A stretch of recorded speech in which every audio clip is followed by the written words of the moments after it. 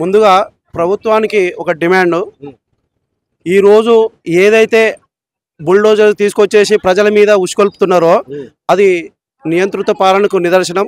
ముఖ్యంగా గౌరవ ముఖ్యమంత్రి రేవంత్ రెడ్డి గారికి మేము అప్పీల్ చేస్తున్నాం. ప్రజల తరపున ఎట్టి పరిస్థితుల్లో మీరు తీసుకున్న నిర్ణయాన్ని ప్రజల మీదకి ఉష్కొల్పకుండా మీరు వెనక తీసుకుంటే అది మీకే మంచిది.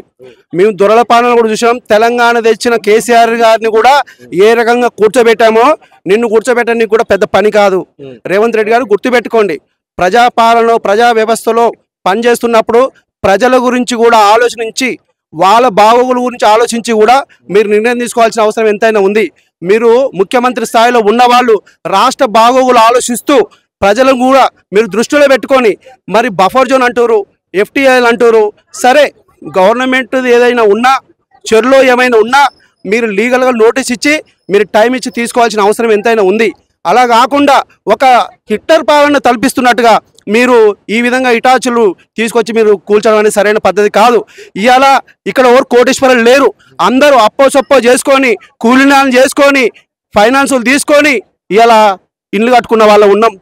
కాబట్టి చిన్నపిల్లలు ఉండరు, ముసలోళ్ళు ఉన్నారు, అన్ని రకాల వాళ్ళు ఇక్కడ ఉండి బ్రతుకుతున్నాం.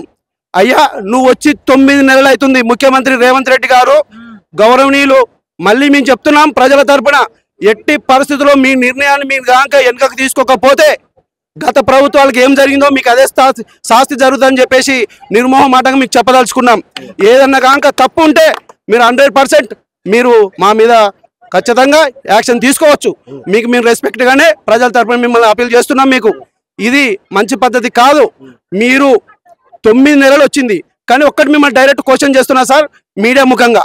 విషయం ఏంటంటే, ఏదైతే FTL బఫర్ జోన్ అని మీరు చెప్తున్నారో మరి దానికి రిజిస్ట్రేషన్ ఎవరు చేశారు సార్? సబ్ రిజిస్టర్ గారు చేసారు.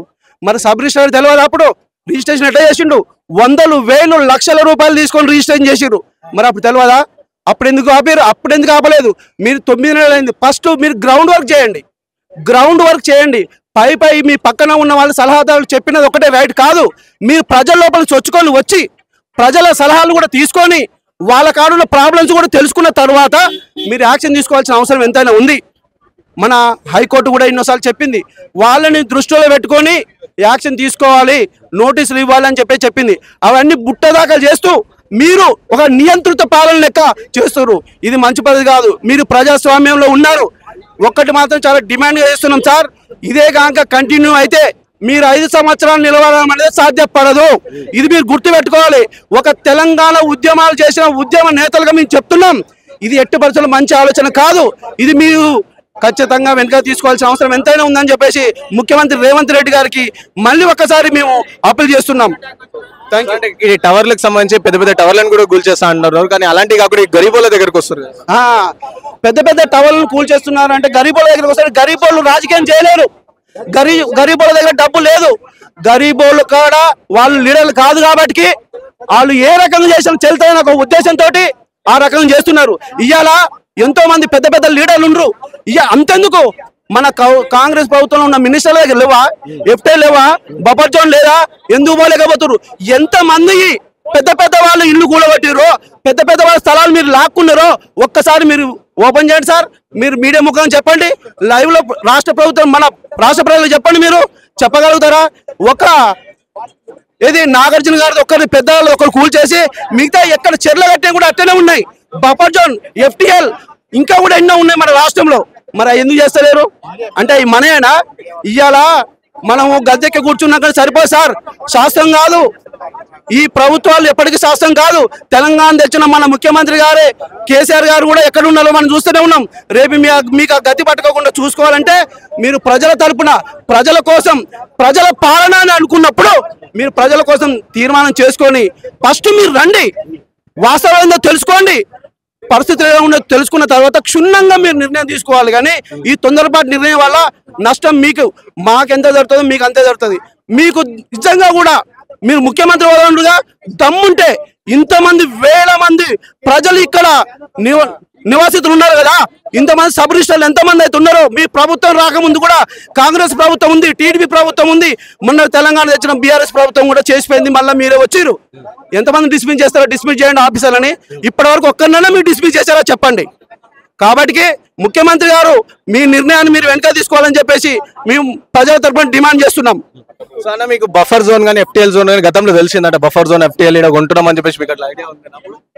ఇప్పుడు బఫర్ జోన్ కానీ FTL అని చెప్పి ఇప్పుడు కొత్తగా ప్రతిపాదిస్తున్నారు. మేము గవర్నమెంట్ ఏదైనా సరే గత 20 సంవత్సరాలు 30 సంవత్సరాలు 50 సంవత్సరాలు నివసిస్తున్నారు.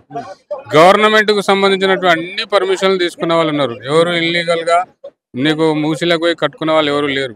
పక్కా రిజిస్ట్రేషన్ భూమి, పక్కా పట్టా భూమి, పక్కా ఏదో మున్సిపల్ నుంచి పర్మిషన్లు తీసుకున్నారు, ఇల్లు కట్టుకున్నారు, కరెంట్ బిల్ ఉంది, నల్లా బిల్ ఉంది, రోడ్లు ఉన్నాయి, డ్రైనేజీలు ఉన్నాయి, ఎవ్రీథింగ్ అంతా కూడా గవర్నమెంట్ నామ్స్ ప్రకారం ఏ రకంగా ఇల్లు కట్టుకోవాలో ఆ రకంగానే ఇల్లు కట్టుకున్నారు. ఇయ్యాలను వచ్చి ముఖ్యమంత్రి బఫర్ జోన్ అంటున్నావు, FTL అంటున్నావు, రకరకాల ఆంక్షలు పెడుతున్నావు. కానీ ఎవరు చెప్పిండి ఇవి? ఎందుకు పెట్టిర్రు? గత ప్రభుత్వాలు ఏం చేసినాయి? ఇప్పుడు పేదవాడిని ఇవాళ ముద్దాయం చేస్తున్నారు. మీరు ఏ రకంగా పేదవాడు ముద్దాయి అవుతారు? మీరు ఎవరైతే గవర్నమెంట్ గతంలో అంటే కాంగ్రెస్ ప్రభుత్వమైనా TDP ప్రభుత్వమైనా ఏ ప్రభుత్వంలో అయినా సరే ఒక ఇల్లు కట్టాలంటే అట్లీస్ట్ ఒక 3 నెలలు నిలబడుతుంది. ఏదో రాత్రి అయితే ఇల్లు కట్టేది కాదు కదా. 3-4 నెలలు 6 నెలలు సంవత్సరం పడుతుంది. ఇన్ని రోజుల నుంచి ఇల్లు కట్టుకుంటే మీరు బఫర్ జోన్లు ఇవన్నీ అంటున్నారు కదా. గత ప్రభుత్వాలకు తెలియదా? నువ్వు వచ్చిన తర్వాత కొత్తగా పెట్టినావు. ఇది నువ్వు ఎవరిని కొత్తగా పెట్టేందుకు మొదలు మేము అడిగేది ఏంటంటే, మేము ప్రజలుగా పబ్లిక్ గా మేము అడుగుతున్నాము, ఈ బఫర్ జోన్ FTL అని నువ్వు పెట్టేదానికి నువ్వు ఎవరిని నీకేం రైట్స్ ఉన్నాయి మొదలు? మేము పేదవాళ్ళము, అన్ని రైట్స్ గవర్నమెంట్ నామ్స్ లోబడి చట్టానికి లోబడి మాత్రమే కట్టుకున్నాం.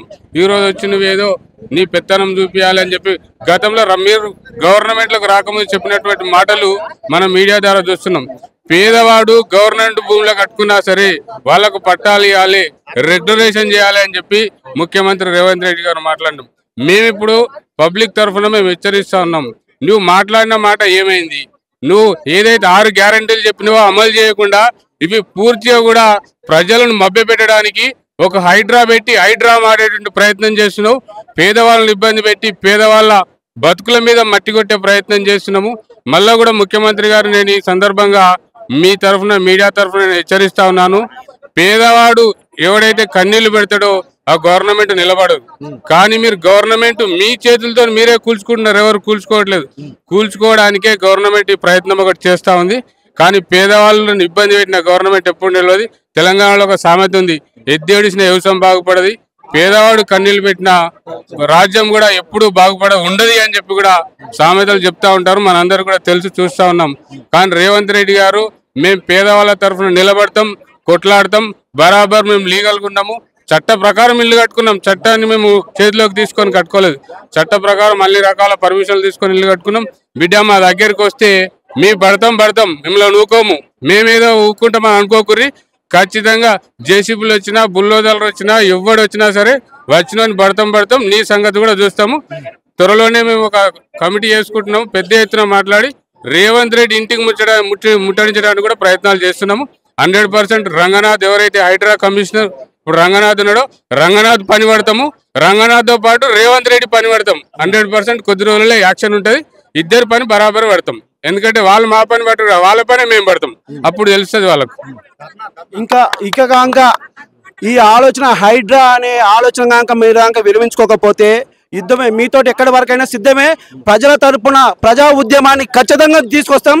ఇది మీరు కూల్చుకుంటున్న ప్రభుత్వం ప్రజలు కూల్చిపడేస్తారని చెప్పేసి మీకు ఈ సభాముఖంగా చెప్పదలుచుకున్నాం. Thank you.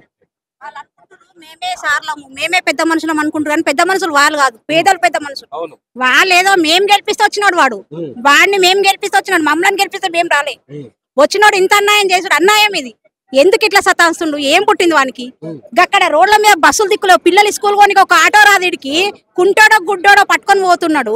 వానికి సిగ్గుచరం ఉందా? రోడ్డు పెద్ద గజ్జేస్తా అని చెప్పి మళ్ళీ ఇక్కడేగా పడ్డాడు. వానికి ఏం దొరుకుతలేదా? వానికి ఏం దొరుకుతలే, నాశనం అయిపోతాడా? మా ముసురు తగులుతుంది. ఇప్పటికి కూడా వానికి ఏం తెలివి ఉన్నా గానీ మంచి మర్యాద చేస్తాం, సన్మానం చేస్తాం మంచి. గానీ మాకు హైడ్రా వద్దు, మాకు మూసి సుందరకరణ అవసరం లేదు. మాకెందుకు? మా బొందల మీద చేసేది, మమ్మల్ని బొంద పెట్టేందుక వాడు చేసేది?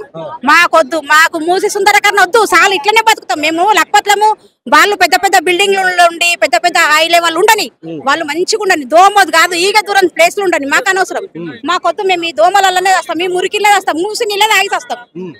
మాకు నల్లు ఇచ్చిండు, కరెంట్ ఇచ్చిండు, డ్రైనేజ్ ఇచ్చిండు. ఇన్ని రోజులు నిద్రపోయిండా? మరి వాళ్ళని ఇప్పుడు ఎవరు పరిపాలించిండ్రో వాళ్ళ దగ్గరనే ఈయన కొట్లాడనుంటే నువ్వు ఎట్లా ఇస్తున్నావు అనేసి వాళ్ళేమన్నది ఈయన వచ్చి ఇప్పుడు వచ్చి ఈయన చేసుడు ఎందుకు మమ్మల్ని ఎందుకు ఇట్లా చేస్తుండ్రు, మమ్మల్ని బాధిస్తే ఏం లాభము? ఇప్పుడు వచ్చినాడు మళ్ళా రావాలని కోరుకోవాలి గాని 2-3 నెలలు కూడా ఉంటుందని కోరుకోవద్దు. ఇప్పుడు మా పిల్లలు మేము వీటికి ఒక ఆటో బుక్ చేసుకుంటే ఒక ఆటో దిక్కు రాదు, అక్కడ రోడ్ ఉంది కదా ఆ రోడ్ మీద బస్సులు ఏమని చెప్పండి, ఒక బస్సు దిక్కు లేదు, ఒక ఆటో రాదు, ఒక బైక్ బుక్ కాదు. గవర్నమెంట్ పెట్టి మూసిల సంఖ్య ఆపుతారా మూసిల? మరి ఒకసారి వచ్చి ఒక వారం రోజులు ఇక్కడ మూసిలు ఉండమని చెప్పండి ఆయన వచ్చి. మాకొద్దు, మాకు వద్దే వద్దు. ఇదంతా డెవలప్ చేస్తే మీరే బాగుపడతారు. ఏడే బాగుపడతాం చెప్పు, ఏడే పెడతాం. సరే మమ్మల్ని డెవలప్ చేస్తా అంటుండు కదా, చుట్టుపక్కల గవర్నమెంట్ జాగాలు మస్తుగా ఉన్నాయి. ఇప్పుడు మా 100 గజాలు తీసేసి, నాది 100 గజాలు ఉంది, 100 గజాలు తీసేసి 50 గజాలు అని అట్లా అని ఇప్పుడు చుట్టే ఉంది కదా. మాకు వేరే దగ్గర పోతే మాకు బతుకుదెరువు లేదు. ఇప్పుడు నా 2 కొడుకులు 100 గజాలలో 2 కొడుకులు ఉన్నారు. 2 కొడుకులకు వాడు 100 గజాలలో ఒకటే నీకు బెడ్రూమ్ ఇస్తా అంటే ఎందుకు మేమేం చేసుకుంటాం? మాకు ఆ బెడ్రూమ్ అవసరం లేదు, మాకు అసలు ఆ ఇల్లే వద్దు. మాకు ఇప్పుడు ఈ గవర్నమెంట్ జాగాలు ఇక్కడికన్నా చుట్టుపక్కల మస్తుగా ఉన్నాయి. 100 గజాలలో 50 గజాలు ఇచ్చినా సరే, లేనోళ్ళకు ఉన్నోళ్ళకు మనిషికి 50 గజాలు ఇచ్చినా సరే ఇక్కడ దగ్గర ఏరియాలలో మాకు లేబర్ బస్తీల్లో బతుకుదెరువు ఉంది. మాకు పెద్ద బిల్డింగ్లలో బతుకుదెరువు లేదు. మేము లేబర్ బస్తీలలో ఒక్కరికి ఏమన్నా ఆపత అయితే 10 మంది పోతాం, వాడు ఎన్నో ఉంటే 10 మంది మీదకి సామాను పంపిస్తున్నాడు. మాకు వద్దు, అది మాకు అవసరం లేదు. ఆయన అనుకుంటుండు మేము దొంగతనంగా తీసుకొచ్చి మేము తెల్లందాకా ఆమె వచ్చింది, ఇప్పటిదాకా ఒక ఆమె వచ్చింది, ఆమె ఏడ దొంగ తీసుకుంటుందో 5 నిమిషాలు ఆగురు, ఇప్పటిదాకా మాట్లాడమని పోయింది పక్కకు. ఆమె అంటది ఒకవేళ వచ్చి గులగొడితే ఏం చేస్తారంటే ఎంతమంది చంపుతాడు వాడు? కన్నడా మమ్మల్ని కన్నడా? మా అయ్యమ్మ మూట కుట్టిండా లేకపోతే మేము వాడి మూట కుట్టినామా? ఆడెవడు చంపేతందుకు, వాడు కాదు మమ్మల్ని చంపనీకి. ఆమె అంటది ఆమె ఎవరు అన్ననికే వచ్చి ఒకవేళ గులగొడితే ఏం చేస్తారంటే ఆడ అన్నం తింటే పీ తింటున్నాడా? వద్దు, వాడు రావద్దు, గులగొట్టద్దు మమ్మల్ని. వాడు అసలు ఇప్పుడు కూడా రిజైన్ చేసి వెళ్ళిపోయి అవసరం లేదు. అసలు ఈ రాజాన్ని పరిపాలించడానికి ఎవరు అవసరం లేదు.